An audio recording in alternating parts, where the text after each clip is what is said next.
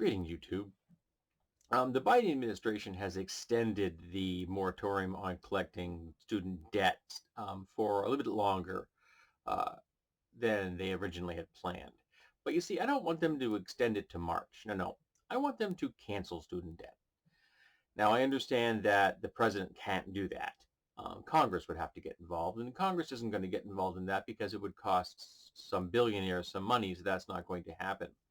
But there are like 41 million people in America that are being burdened with student debt. Student debt that shouldn't exist because college should be free, period. College should cost nothing to any student at all. It should be paid for with tax dollars. That's the way it was in the past, where college didn't cost anything, and it should be what it is in the future. But at the moment, we are burdening people with lifelong debt because we can. And one of the people burdening the students with debt is the United States federal government. So let's stop that. Let's the federal government just saying, no, we're going to cancel all of that debt right now. Gone. And that would take the burden off 41 million Americans. And just imagine what a boost that would be to the economy if suddenly those people could say invest that money into having their own homes or starting their own businesses or paying down the rest of their personal debts or maybe planning for a future retirement or helping their students go to university beyond college, you know what I mean, if they wanted to get a master's degree or a doctoral degree in something. And I think, by the way, I think we should be paying for doctoral degrees in medical fields as well, because it benefits society if we have doctors. Yeah, it does. It really does. And conservatives will tell you that that isn't possible. We can't do that. We can't afford to do that. And yet, we cut the rich a $2 trillion tax break without batting an eye. Now, that tax break benefited about 600 people. Canceling student debt was benefit 41 million people. Now, I understand that billionaires run the world. I do.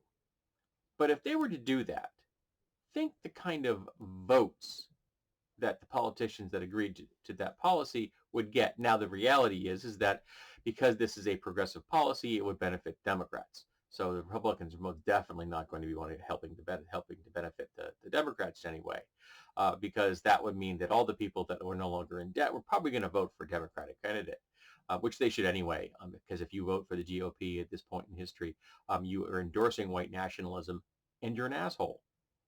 And yes, I'm saying that to each and every person that has voted for the GOP from 2016 to the present. You vote for the GOP, you are endorsing white nationalism, you are a white nationalist, you are a fucking Nazi. And that stink is never coming off. And no argument you make is going to work. You have embraced the Nazis. Congratulations for you. But canceling student debt would help America so much.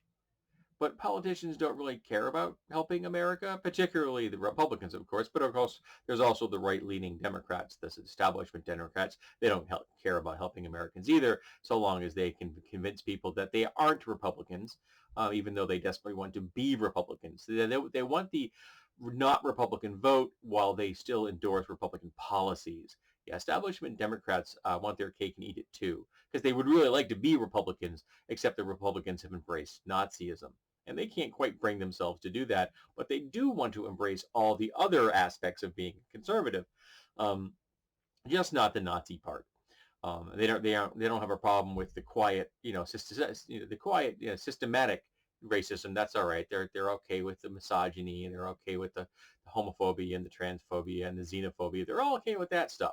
But as long as they aren't having to publicly embrace the Nazism, that's where they draw the line, and they won't actually come out of the closet as a Republican, even though they are in fact a Republican. And that's our current president and our vice president are both moderate Republicans. They just don't want to embrace the Nazism. which would be a little ironic for Harris. But, she still is a conservative and still is pro-police, and the police system in America is most definitely one that supports white nationalism. And she doesn't seem to catch that irony, that a black Asian woman is supporting the police system, which is oppressing the black community regularly. And she's been part of that system for decades that oppresses black people. Yeah, the cognitive distance is profound in the Biden-Harris administration. Uh, but neither here nor there. We should cancel debt. We should help people, not billionaires. They're parasites. They did not achieve that power through legal or ethical or moral means. They lied, they cheated, they stole. The billionaires never have a problem taking your money. Why is it that so many people in America have a hard time taking the money away from billionaires? That is their money. You earned it. I earned the money. We created the wealth. So why aren't we benefiting from it? Why are 41 million Americans in debt when they don't have to be? When those 41 million Americans helped create the wealth that the billionaires are hoarding. It's our wealth, not theirs. They didn't do shit. So let's give the money back to the people who created it. Let's take the debt off of those 41 million Americans so that they can then go forward in life and live decent lives. Wouldn't that be nice? Wouldn't it be nice if people were able to live full and healthy lives as opposed to being oppressed and exploited just so 600 billionaires could rack up another zero on how much money they have?